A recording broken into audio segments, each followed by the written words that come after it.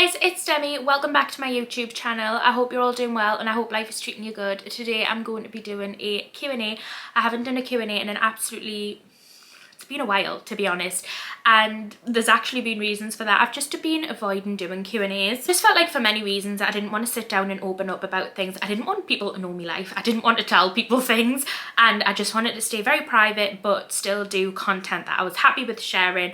But then obviously I was getting a lot of questions that I was just avoiding because obviously I grew my channel through being very open and honest. And it's not that I don't want to be that anymore. It's just that I just find you have a lot less drama in your life when you just keep things to yourself and to the background and you don't have controversies. And for a long time I really struggled with quite a few controversies and things going on, but I'm back today. I'm feeling stronger than ever and I'm in a really good place at the moment, and I just feel back to myself, and I feel like, you know, there's things I'm ready to talk about and I don't want to hide behind anything anymore. I don't want to feel like I can't talk to people and I can't talk to my audience, because I used to have a really close relationship with so many of you, especially on DMs. You know, we talk all the time and that kind of drifted. And, you know, it was just because I felt like I didn't want to build up them connections anymore, and it was so stupid. So I am back and we are going to be answering the questions that I've been avoiding for the last 6 to 3 months. If this is something that has interested you, then please stay, give this a thumbs up, get yourself a cuppa and let's just have a chat together.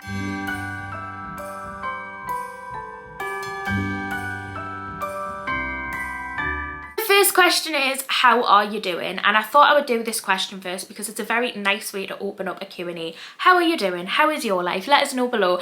I'm doing really well. I feel like the last year moving into the house has definitely come with its struggles. So actually on the 28th of November, which was yesterday from the day I'm filming this, me and Sean have lived in the house for a year, and on the 1st of December we got the puppies, which means 3 days later after moving into the house we got 2 puppies, which was manic.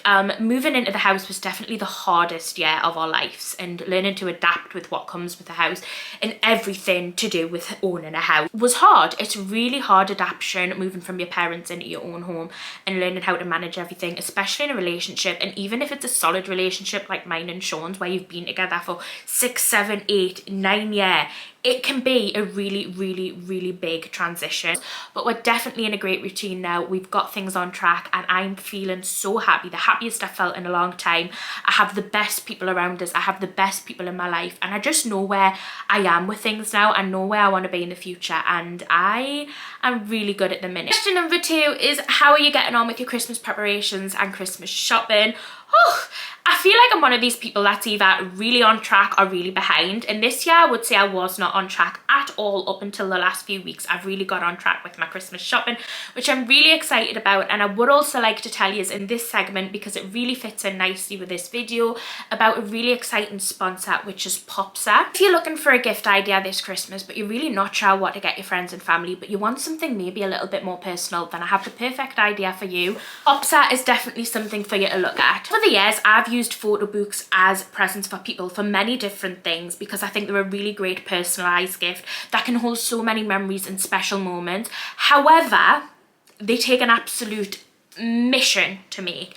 I've been making photo books online before and they've taken hours, and sometimes you really want to do that special gift but you don't have the time to sit for hours making photo books. It's a big chunk of your day and you don't have that time. This is where Popsa have made that process. They created an app with special technology that means you can make a photo book in as little as 6 minutes.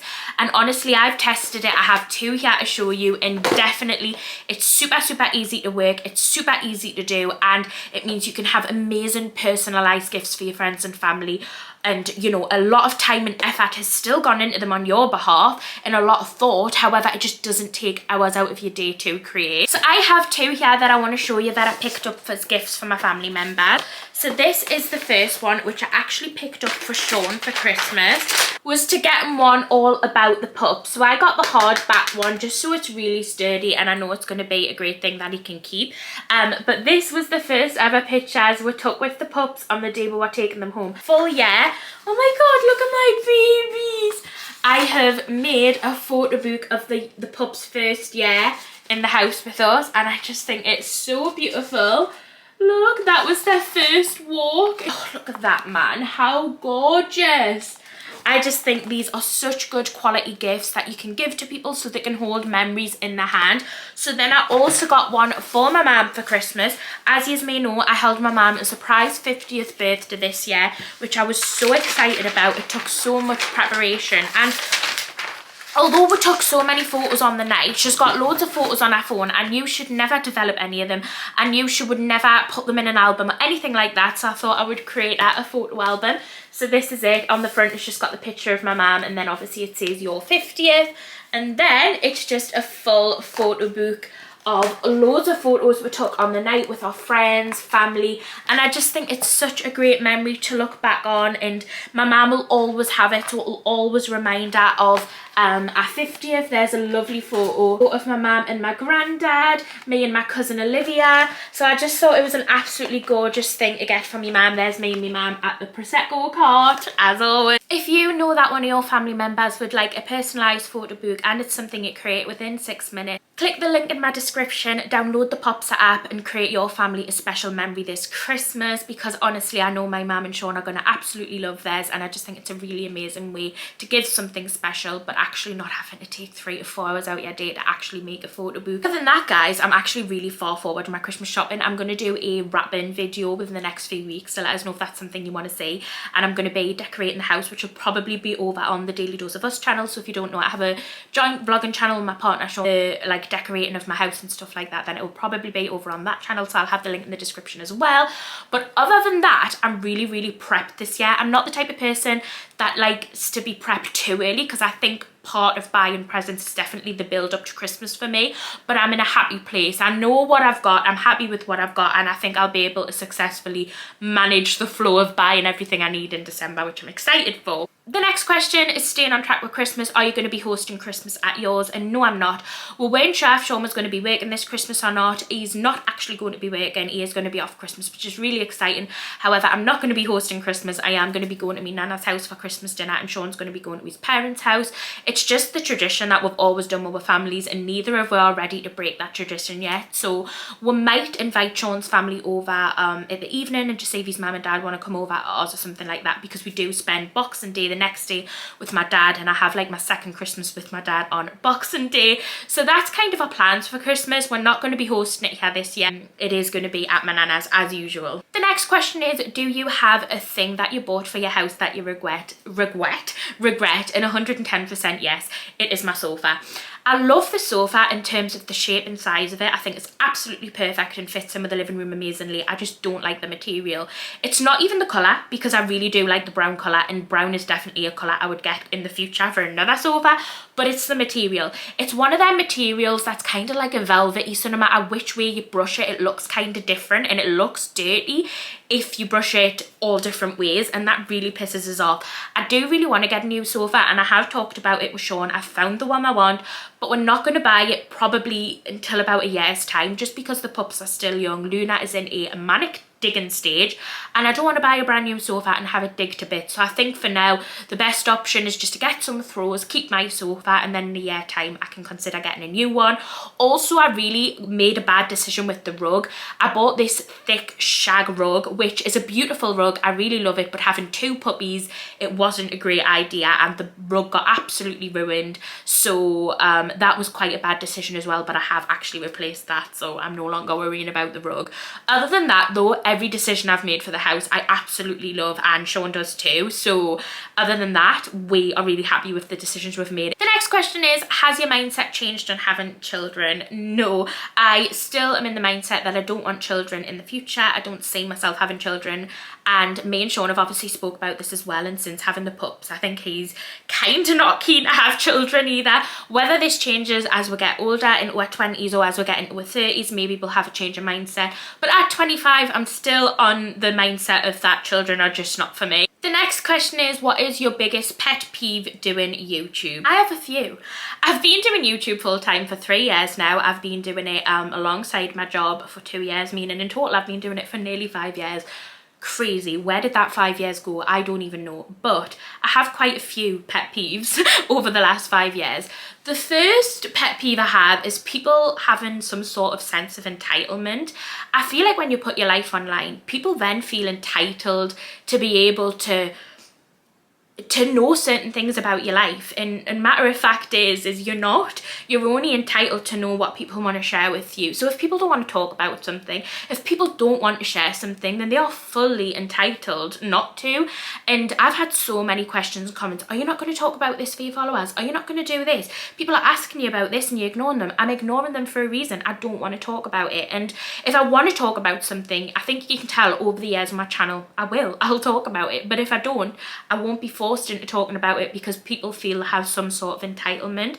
I think you've got to remember that the creators you watch are normal people and will only tell you what they want you to know, and you've got to respect that. If you watch their channel, you've got to respect that you're only ever going to know what they want you to know. That's one thing that is a pet peeve. And my other pet peeve would be probably the stigma around it. I really don't like the stigma around it because obviously it's something that I'm very passionate about, and I know the ins and outs of doing the job now after the last 5 years, and I've made a successful business out of it. I think the stigma can really make you feel like what you're doing isn't right, or that you're not doing the right thing. And you know, there is a stigma around doing social media. It's not a real job. You get paid to do nothing, and you can have them thoughts all you want, but anything that pays a wage is a job. And I wish you could tell that to the tax man, because honestly, the amount of tax I have to pay, it is a job. And although it's not a job that you think, you know, works, or it's a job that you agree with, it doesn't mean that it's not a job. So stop downgrading things that you know nothing about. That's literally all I'm gonna say on that. The next question is, what did you think about your future before you done YouTube? This question actually has quite a deep answer, if I'm gonna be completely honest.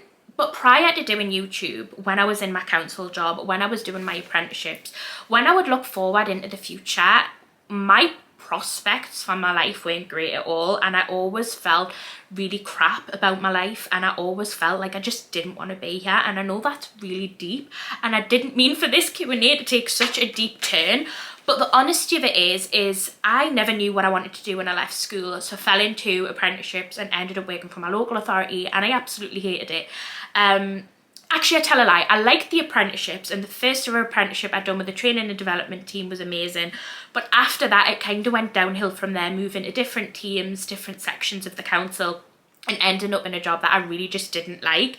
It really gave us no prospects for life. I felt really demoralised every day walking into the job because I didn't know what I wanted to do, and I didn't feel like what I wanted to do was ever going to be possible. Hence, when YouTube come along and the success that it had for us, it was such an unbelievable moment, and it still is to this day. Like, I can't believe it's something that I've sustained for over 3 years full time and made so much from it. Not just money, but made so much in terms of ideas for what I want for the future, and memories, and everything else that comes along with it. So it's definitely something that I really didn't expect to happen, but I'm so grateful that it did. And in a really weird, cringe way, it actually did save us, because I didn't want to be in a traditional 9 to 5 job. I didn't want to be working for somebody else. I didn't want none of that. So YouTube actually gave us opportunities that nothing else could, and I'll forever be thankful to the platform for allowing us to have the opportunities and audience and job. To be honest, I will forever be thankful to YouTube as a platform. And I know people slate them and, you know, blah blah blah, they make all these changes that people don't agree with, but I'll never slate them, because I think they give me something that nobody else and nothing else could give me in life, and that was the opportunity to be my own boss, the opportunity to work for myself, and the opportunity to actually see a future for myself, which is something that I just didn't ever see. So we got emotional and deep. Take a sip of the tea. I'm sorry, we got a little bit deep, but I just wanted to be real with that, and I thought that was a really deep question and it required a deep answer. Question number 9, my inbox when I asked for questions on Instagram was flooded with questions about COVID and the COVID jab. And you're not really allowed to talk about COVID on YouTube because you do get demonetized. And the reason that I've not spoke about COVID or the COVID jab much at all on my socials or my stance on it is because it's like politics. You say one thing and somebody's going to jump on the fact that they don't like your answer to that or your option to that. So, for example, if I sit here and tell people to go and get their COVID vaccine, show them my COVID passport, whatever else, I'm going to get loads of people telling us, I don't know what I've put in my arm, I'm dying, I should never have got the jab, I shouldn't have done it. I'm a person who listens to the news. But then on the other hand, if I sit here and say to people, I've decided to make the decision not to get the COVID jab, then I'm going to have people telling us I am the scum of humanity and that I'm putting people's lives at risk, which is not true at all. I think whichever decision you've made because you think it's right for you, your family, your people. And I feel like it's one of them things. It's like politics. You're never going to be on the right side in terms of some people's mind and mindset. And that's why YouTube doesn't like you to talk about it. Hence why a lot of creators just don't talk about it. And personally for me, it's not something that I'm going to dive into. I'm not going to direct people either way, no matter what way it is. You make your decision for you, and that's all I think anybody can do. The next question is, what was it like first being noticed in public? It was absolutely crazy. So I first got noticed in public by a lovely little girl when I was at a trampoline jump place with my cousin India, and it was the most amazing moment ever. Like when she come up to us and was like, "Are you Demi? I watch your videos." I've never ever experienced anything like that, and it was just crazy to know that there's people actually on the other side of the screen watching my videos, because when you put content up, no matter how many views it gets, it's hard to actually realize that that's real people until they come up to you. So now it happens quite often, and I absolutely love it. I've made some amazing friends through people coming up to us on nights out and just lots of different things, events and stuff like that, and it's honestly one of my favorite things, because a lot of the time people who watch my channel as well are literally like me, will have the same interests, and hence why they watch my channel. So that's what I really like about it, is I get to make friends who are actually really like me through people coming up to us. So it's amazing. It's very overwhelming when it first happens, and sometimes when I'm on a night out it can happen quite a lot, and it's like very overwhelming that you know that many people are recognizing you.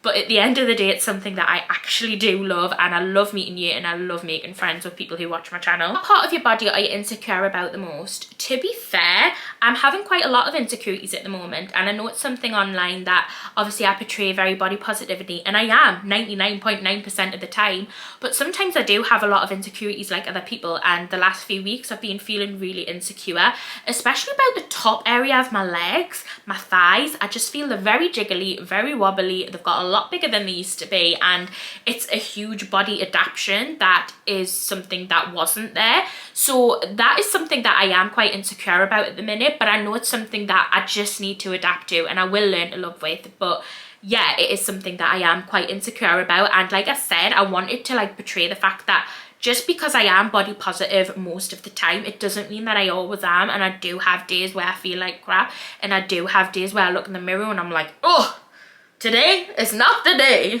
I am not the one. But on the whole, I do try to appreciate my body where I can, because I know that I only have one, and I know that I'm always going to have things I dislike about my body, no matter what my weight, what my size. So I do try to embrace it as much as I can, but I do still get insecurities, and the top of my legs is my current one. I laugh so much. How do you feel that people prefer Sean over you on the second channel? You went deep. So this made us laugh, because if you watch the second channel, I do tend to get quite a lot of flack in the comments from people just looking in on the relationship, just looking in at our relationship, our life, and making informed opinions based on that 10-minute video. And I do get quite a lot of slack on the second channel, but honestly it's something that now I just ignore, and I'm not bothered at all. I literally don't read the comments, and if I do, I just delete the ones that I don't like, which again, I get a lot of hate for. Why do you delete the comments? Because I want to. It's my channel, and if I want to delete the comments, I can. I don't have to sit and read the shit if I don't want to read it, okay? I feel about it, honestly, now I'm not bothered. Me and Sean actually sit and laugh at the comments together, and he throws digs at us. Oh, you're so bossy, you're this, that and other.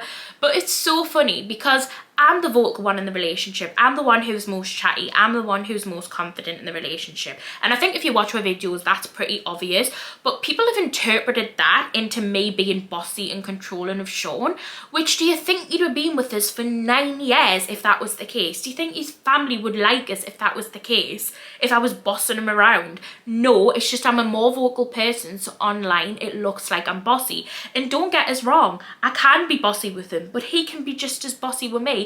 But it's something you don't say online. But now me and Sean actually crease about it. We think it's hilarious, and you know, it's one of them things. You're either going to be the one that they like, the one or the don't, when you're in a duo on YouTube. And for me, I'm the one that don't, but I'm a strong woman and I can take it. I don't care if you don't like us, I like myself. This one kind of follows along with that one, is why do you do nothing around the house? And it was so funny when I read this, because you don't know what to do around the house. Unless you're standing inside my house 24 hours a day, how could you possibly know what I do? How could you? I think this refers to the renovation vlogs. So that being said, Sean done a lot more than me when it comes to renovations. Of course he did, because one, he's an electrician. Two, he's just a man who can do a lot more. He has more experience in that type of thing. His dad's a joiner, so together they can do a lot of things. And I despise it. He quite enjoys it. So why would I go and learn how to put a socket in? Not that you could do that anyway, but why would I go and paint a wall when I absolutely despise it? Or let Sean do it, who actually enjoys it, then I'm going to let him do it. I took control over the interior of the house. I done the things I enjoyed and he done the things he enjoyed. But people didn't like that because I wasn't doing what they wanted us to do. And me and Sean laughed about it, but he knows that I'd done what I wanted to do. He was happy with what I was doing. If he wanted us to do more at any point, he would have stepped in. He would have said, get off your arse and do something. And I do a majority of the housework and the house cleaning. I wash the clothes majority of the time. The only job Sean really does like regularly is put the bins out. I do everything else, and if you own a house, you'll know there's a lot that comes with owning a house. So, you know, I don't video that every day though. I do little snippets and I do bits and bobs, but I don't video that. So, you know, it's just because you say something, just because you see 10 minutes of someone's day, you do not know the inside of their life. So stop making shitty assumptions. And honestly, guys, Sean is not under the thumb. If I was bossing him around, telling him to do everything, he would tell us to one, F off, but two, to get off my arse and actually do something. So that's that. One of the first Q&As after you moved house, you said that you and Sean regularly you said that yours and Sean's sex life had gone down. Since moving into the house, has this changed? So like I said earlier in the video, moving into the house was a huge adaptation for me and Sean. It was a huge change in my life, and it was something that I really struggled with at the beginning, which meant every aspect of my life I wasn't bothered. I didn't want to do anything, and I didn't put no effort into it. And that was the relationship as well. I didn't put no effort into the relationship at the beginning when we first moved into the house, because ultimately it wasn't my priority. My priority was trying to run the house, which I really fucking struggled with. But I'm in a much better routine with it now. I'm in a much better pattern with it. I actually have a really good routine with the house, housework, dogs, and Sean. And yes, mine and Sean's relationship has improved since moving into the house. Do you regret buying your house? And the answer to that is no. We absolutely love this house. We see this house as a forever house, even after living in it for a year. We have so many extension plans for the house in the future. We think it's a beautiful house, a beautiful area, and we are so happy we waited to buy the house. And in terms of that, I mean, for 2 years, all our friends were buying houses around us. A lot of them are actually selling their houses now because they didn't like them in the end. And we didn't rush into buying a house. We waited and waited and waited to find what we knew would be our perfect, and I really think we did find that. I think the patience paid off because we did find our perfect in the end, and we love it so much. Next question was so random, but it said, why don't you have a relationship with your dad? And I've actually had this question quite a few times before, but I do.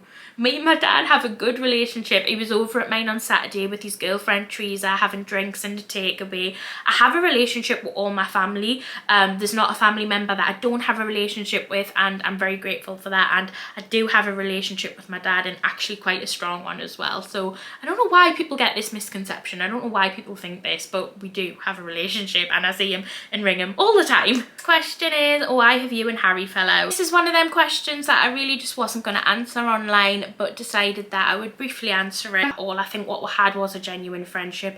However, the reason that we no longer speak is actually not to do with me and him. It's to do with somebody that's a big part of his life. I don't want to sit online and tell the full story because that is something that's personal, but we do no longer have a friendship, and it's not because of us two. We didn't have anything like a big fallout between ourselves. It was actually somebody who's a big part of his life. Like I said, it's not something that I'm going to talk about online and fully air the airs and graces of everything that happened in the full situation, but that's all I'm happy to say on it. And I'm going to wrap this question up here because I know that question and quite a lot of them in this Q&A have been asked a lot. I really hope you enjoyed just sitting down and having a chat again, because like I said, it's something I haven't done in a while and I missed it. I really wanted to sit down and just have a chat with you. So much for watching this video. If you would like us to answer any questions, leave them in the comments, and if I like it, I'll answer it. If I don't, I won't answer it, and if I don't like the question at all, I'll probably delete it because it's just the type of person I am. If you enjoyed it, if you've got any video suggestions for the future, let us know and I will write them down and I will do them. But without further ado, I'm going to let you go and I'll see you very shortly for another one. Bye!